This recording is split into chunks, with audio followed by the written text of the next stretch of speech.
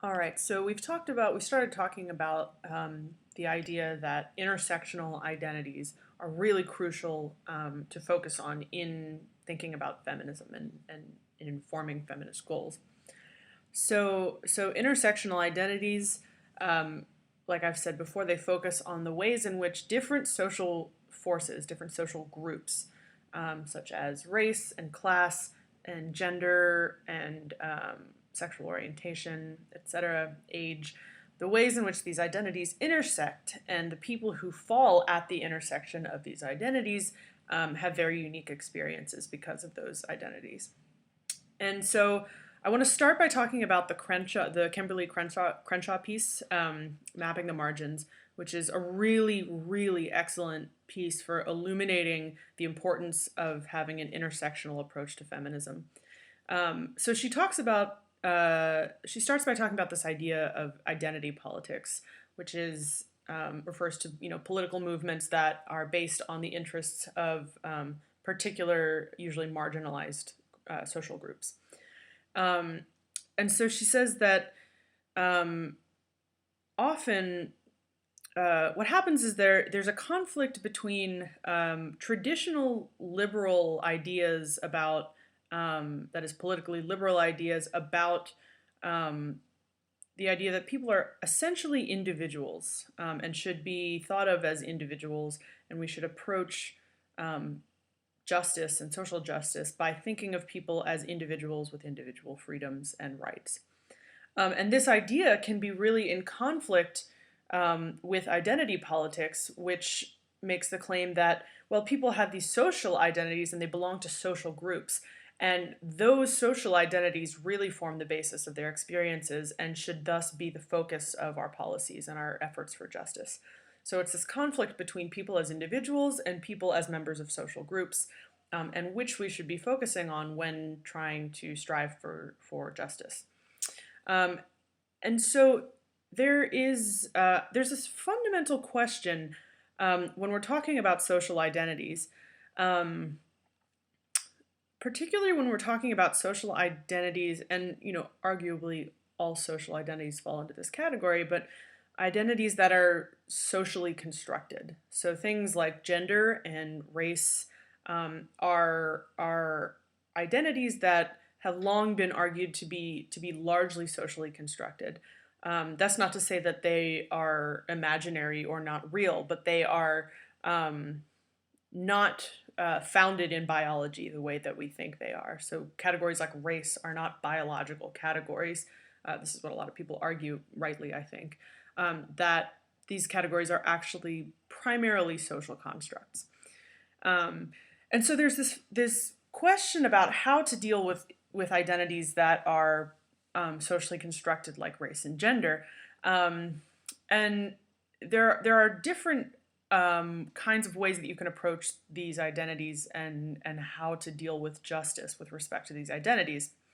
So one of the approaches you can take is to say, look, gender, for example, is a socially constructed category. It doesn't have it either has no biological basis or doesn't have the biological basis that we think it does, and therefore it's an invalid category upon which to discriminate. So if you take that approach, you say, look, discrimination is wrong, and we should focus on the fact that people are being discriminated against on the basis of categories that don't have the biological basis that we think they do. So you can say, gender is socially constructed, therefore it's not a category that it even logically makes sense to discriminate on. And that is one approach to take to sort of address the injustices of gender discrimination.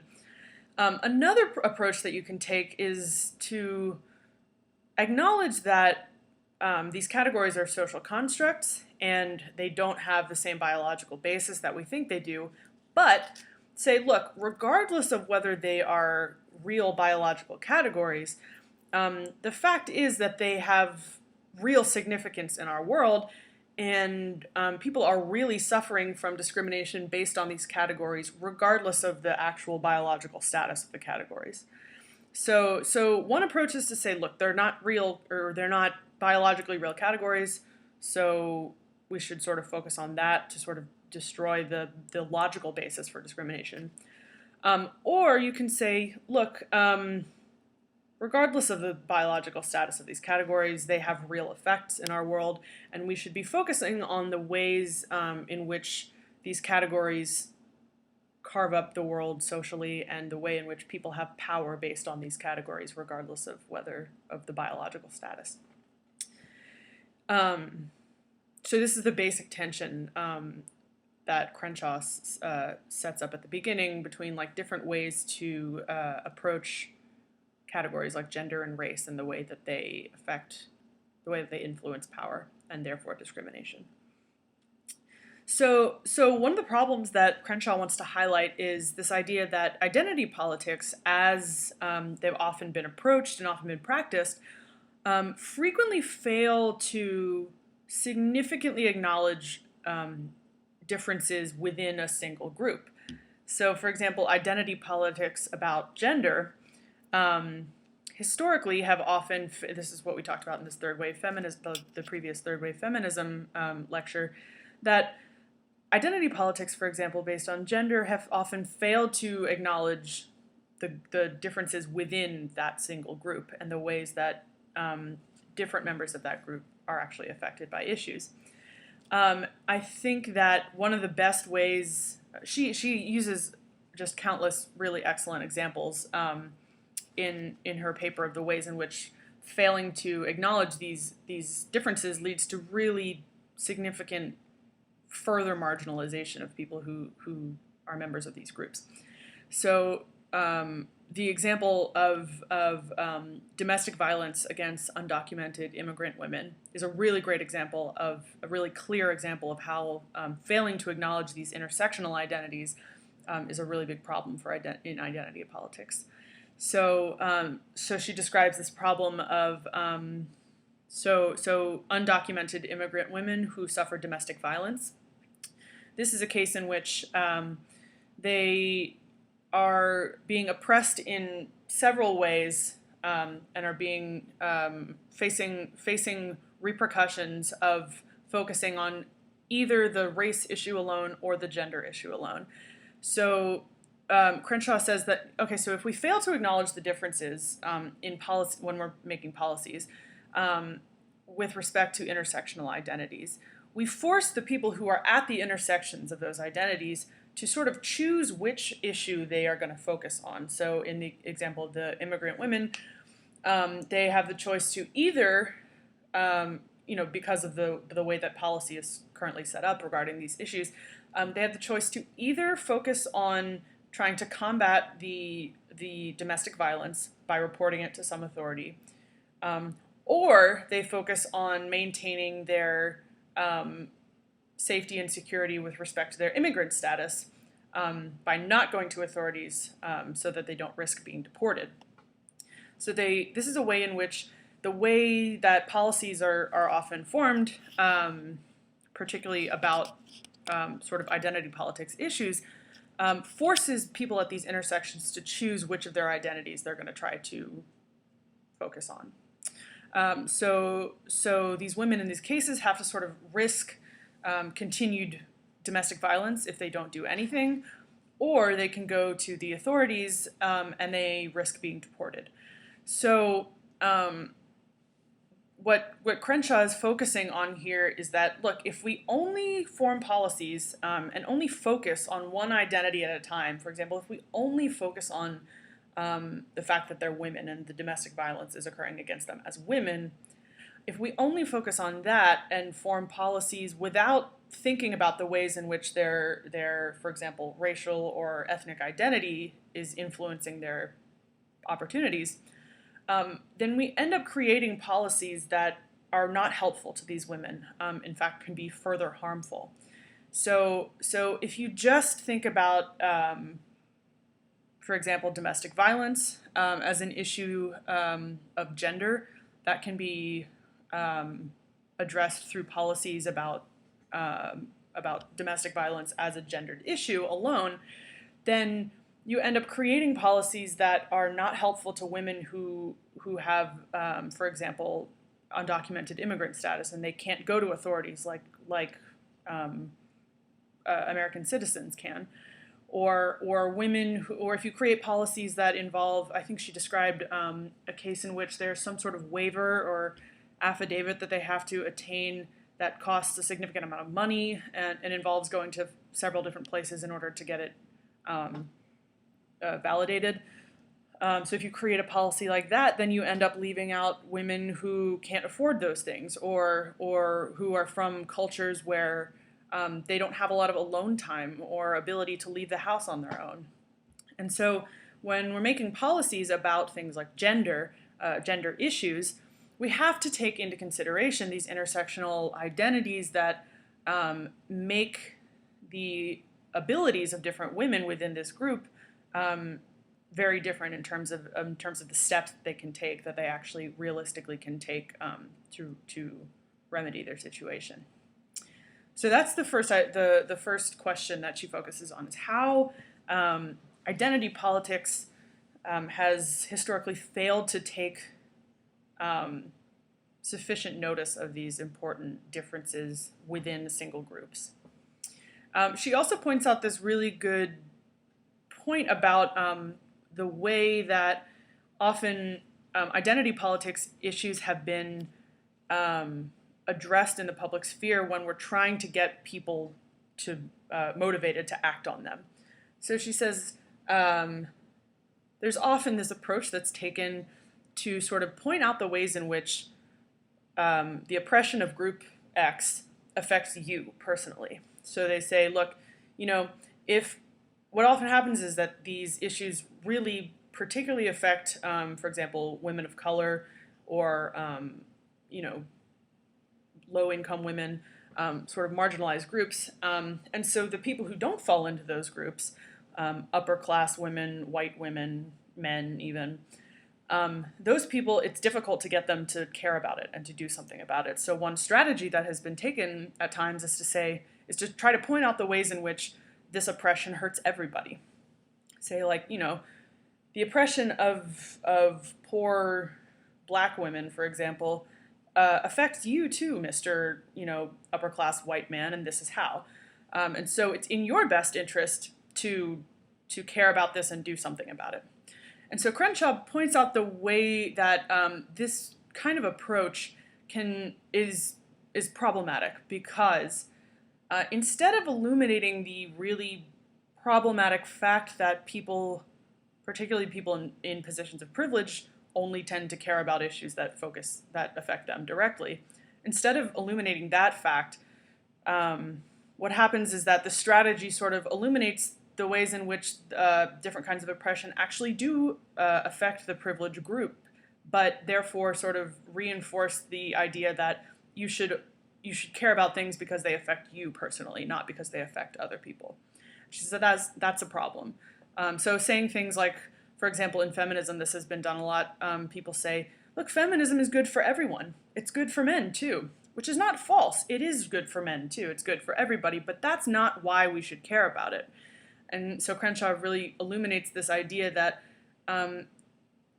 yes, it benefits everyone, but it mostly benefits these specific people who are the most affected by these issues, and that alone should be enough to get people to care about it. It shouldn't just be that I care about social justice with respect to issues that personally affect me and none others. She says if we continue to take the approach of trying to show privileged groups the ways that oppression affects them personally, we just sort of continue to reinforce this idea that we should have a sense of urgency primarily about things that affect us. And if we can't see how they affect us personally, then we shouldn't care. We shouldn't feel a sense of urgency about helping. She says that's a problem. So that's the second. The first point she points out is this failure within identity politics to recognize differences within a single group. She points out this idea that strategies about pointing out how oppression hurts everybody are actually problematic, even if they're effective at getting people to do something about it. And then this third point that I want to highlight that she talks about is the idea that she so she points out this issue when she's talking about the woman who was so she's domestically abused and she's looking for a shelter, a battered women's shelter, but she doesn't speak English. So the issue that Crenshaw wants to point out is that there's often a difference in philosophy about social issues. There's often a difference between the philosophy or the ideal that's being embodied or promoted. For example, philosophy is about empowerment. So there's a difference between that and the actual imposition of the philosophies themselves and the way that in practice they end up playing out. So she talks about this example of this woman who is suffers from domestic violence and she's looking for a battered woman's shelter to take her in, but she doesn't speak English. So she is having this back and forth through an intermediary trying to get into the shelter, but they don't accept women who can't communicate in English because part of the deal with the shelter is that you have to participate in, I think it's like a group therapy sort of thing. So they say, look, if you can't communicate, then you can't participate in the requirements of the shelter, and so this woman doesn't qualify. And the woman has a son who speaks English, and so she tries to convince them to let her into the shelter with her son so that her son can translate for her in, for example, the therapy settings. And the shelter has this philosophy of empowerment of women that makes them say, look, no, we can't do that with your son because that will, I forget the exact words, but that will somehow contribute to your victimization because you're still leaning on someone else to help you, or to you're unable to communicate your own ideas, or whatever their challenge was. And so this is a case in which they have a philosophy which might be valid on its own, that we should be trying to empower women and help them help themselves, etc., and not contribute to their victimization, etc. But in practice, the result is that they didn't let this woman into the shelter, and so they end up failing to do the thing that they are originally there to do, which is provide shelter to women who are in danger. So in the interest of preserving these feminist values, they end up actually failing to help women because because of a failure to sort of take into account the ways in which different women have different social identities that affect their ability to sort of play by the rules of whatever this feminist institution is. So this is an issue to keep in mind as we move forward into applied issues of feminism, is that there's often a discrepancy between the spirit of a feminist philosophy and the actual effects of the way that it's imposed and the way that it's implemented. Okay. So, the last thing I want to talk about is the Janet Mock on Caitlyn Jenner article that you read. And I think this is just a really great example of a sort of applied case of the importance of taking into account intersectional identities. And that is happening right now in the world right now. So Janet Mock wrote this piece in response to Caitlyn Jenner coming out as a trans woman, which I'm sure you all have heard about at this point. And she really wants to focus on the way that Caitlyn Jenner's transition and the way that her experience was presented in the media, and the way that it is an example of a sort of failure to take intersectional identities into account. So trans women obviously face very different struggles than cisgender women do. Again, cisgender just means non-transgender. But even within the group of transgender women, there are really radically different experiences. And so the Caitlyn Jenner case, and particularly a lot of the responses from other trans women to the Caitlyn Jenner case, is a really good case study in intersectionality. So there are a couple really important points that Janet Mock hits on. So the first one is that with the Caitlyn Jenner case, and with the way that transgender women are portrayed in the media these days, often there are these narratives about visibility and authenticity. People congratulate trans women, those who accept trans women and don't have aren't resistant to the idea of transgender women being visible, often congratulate them on their ability to finally come out as their true selves, or to be authentic to their true selves. And these responses, which are really well-deserved support and are really important, and this is the kind of response that Caitlyn Jenner's transition was met with. A lot of people were congratulating her on her bravery and her authenticity and everything, and really valorizing her for her visibility.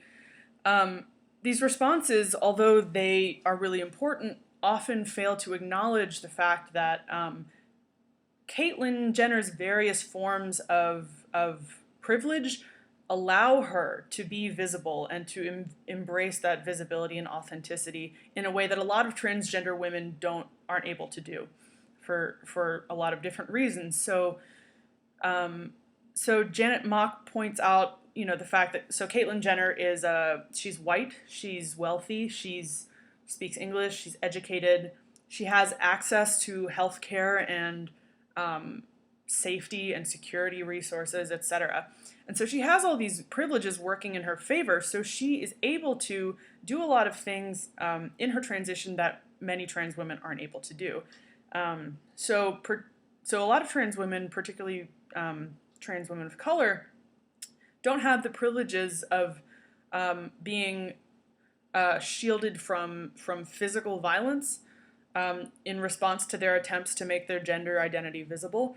They often have poor health care. They don't have the financial resources for the physical gender transition that Caitlyn Jenner underwent pretty quickly and safely. They often have unsupportive families, which is particularly a problem for transgender youth. So they don't have a place to live often if they come out as transgender, or other sorts of resources like that. So while congratulating on Caitlyn Jenner on her ability to be true to her authentic self and to make a public statement about herself and be visible, and the sort of bravery that it takes to do that, which is not to be discounted. While those things are very important, they are only representative of some transgender women. That is not. This is another really good case in intersectionality, that there are a lot of women in these cases that are unable to do those things, and the ways that privileged identities sort of enable that kind of visibility and authenticity are unique to some trans women and not to others. And the second idea that Janet Mock focuses on in the Caitlyn Jenner story, which I think is really important as well, is this idea that there's still a focus on glamour and beauty in Caitlyn Jenner's story. And so even though we congratulate her on her authenticity and her ability to identify and embody her true self, there is still this valorization of trans women like Caitlyn Jenner, who are most successful at being able to sort of pass as cisgender women and fulfill traditional beauty standards and appearance standards of cisgender women. And so there's this tension between the agency of transgender women to be true to their own identities and to take charge of their own bodies and the way that they want to be perceived. There's a tension between that and the notion that in order to be a successful transgender woman, and in order to have the best chance of being accepted as a trans woman, you also have to embody certain sorts of ideals about beauty and glamour. And this is another area in which privilege is enormously helpful in being able to do that. So if you have the financial resources to have the various surgeries, to have hormone treatments, to afford certain sorts of clothes and makeup and all that stuff. Those sorts of privileges, which often are not available to trans women at intersectional identities, are really what allow you to have the best chance of being accepted as a transgender woman.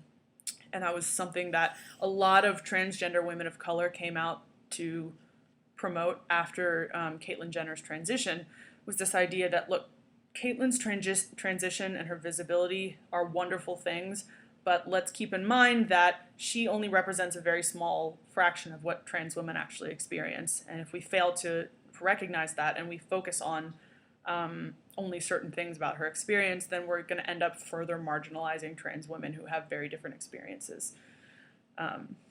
So these are really good case studies in the importance of studying gender and the importance of feminism from an intersectional perspective.